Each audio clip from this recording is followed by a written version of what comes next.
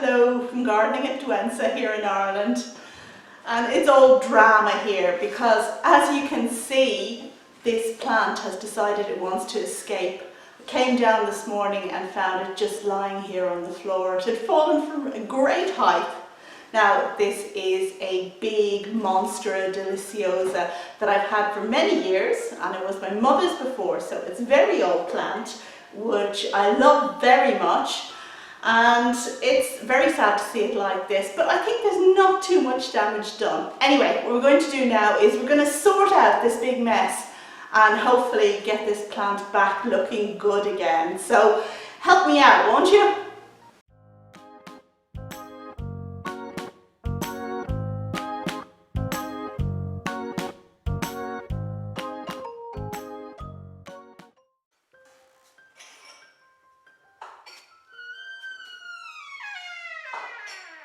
So I came down this morning and was greeted with this.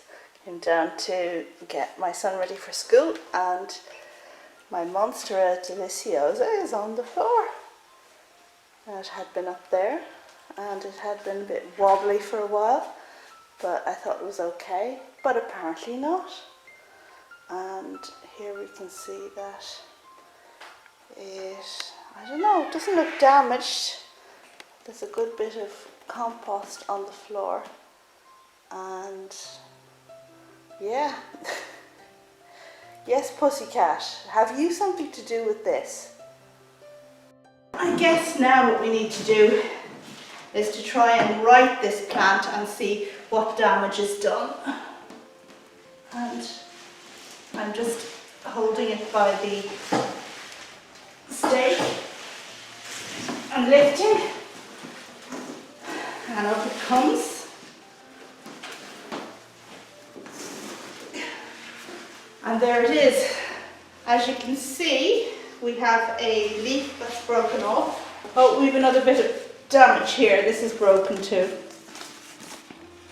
So I'm going to have to cut that off. So this side here was facing the wall before, and I want the other side to face the wall. You see that the stake, it wants to lean like this. Whereas if I took it out and put it back here on the plant, then I could move the plant back and attach it in, and it would be a lot more stable. That's the plan anyway. And this is quite a big plant, so it needs, you know, quite a bit of securing. And I'm very glad that nobody was hurt really when this fell down. So that's that off. And as you can see, for the rest, I've used this tree tie, plastic tree tie, which I think I'm just going to have to snip. Da-da. Isn't it nice when things go well? Okay, so we've got more down here. Whew. As the plant relaxes, you can see how it's been strapped into place. Now, of course, this plant wants to grow bigger than it is allowed to grow. It wants to be in a bigger pot. It wants to climb up the wall. And all of these things I don't allow it to do in my house. So it produces these aerial roots that try and stick to the wall. And in the wild, that's what it would do. It's an epiphytic plant that climbs through, sticking through the wall.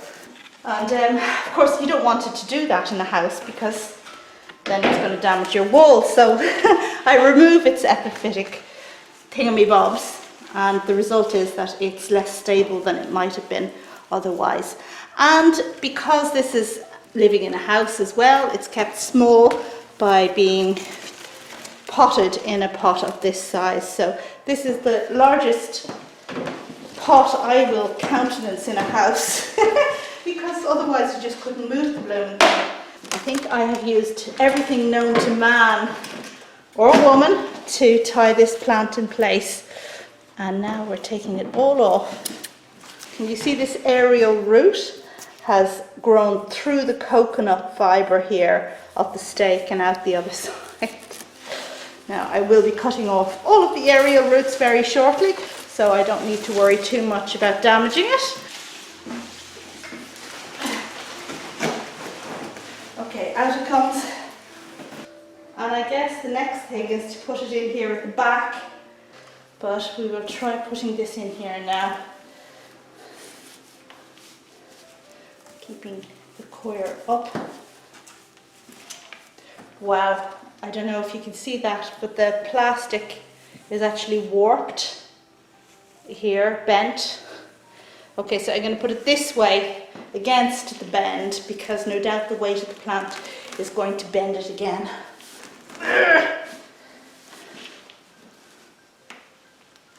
It's not too hard.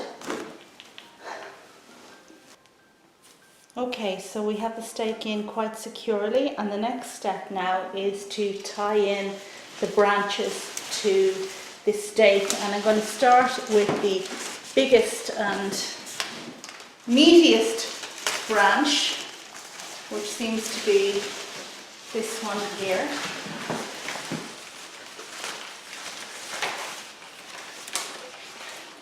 Wow. Okay.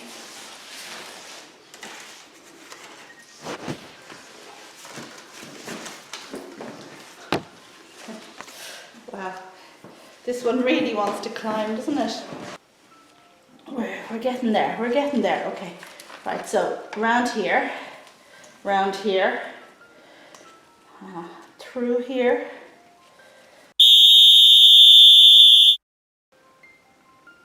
Okay, so what's happening here now is I'm actually tying all the branches to the opposite side that they were on originally. So it's not addressing the problem. So I think what I need to do is have two stakes and tie some of the branches one way and some another way. So I fetched a stake from the garden and I'm going to hammer it in now on the other side of the pot. Okay, so what we're going to do is I'm going to take this branch here that starts over that side, remove it from this stake and attach it to that stake over there. And that means loosening this tree tie again. So this is the third time I've loosened this tree tie, which is great, isn't it? And that's the branch. I'm going to tie this one here. It's very leafy in the wrong direction, but that will adjust itself in time because the plant will always reach towards the light. This one is going to go that way and this one is going to go that way. And this is a new growth here, so we won't worry about that too much.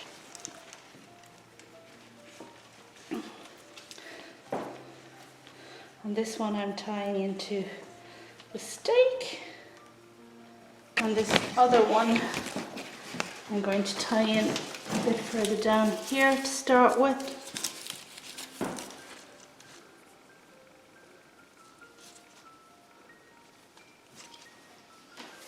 The main thing is to not worry too much about which way the leaves are facing and how they look now, because whatever side you put to the front, because that's facing towards the light, that is the way the leaves will eventually turn. So within a short period of time it will start to look more normal.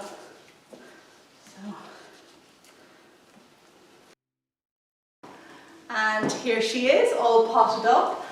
Next thing is to lift her up onto the table behind. So I need a bit of a hand. Norman, will you give me a hand? With pleasure. Okay, so up we go. And over we go. Oops. There she is. And here we are with my Monstera deliciosa back in position where she lives in my kitchen. I hope you enjoyed this video. It was a bit impromptu. I hadn't anticipated making it because I didn't think this lady would decide to just fall down from this position onto the floor. But anyway, we got there in the end in terms of staking. Thank you very much for watching and I will see you on the next video. Bye.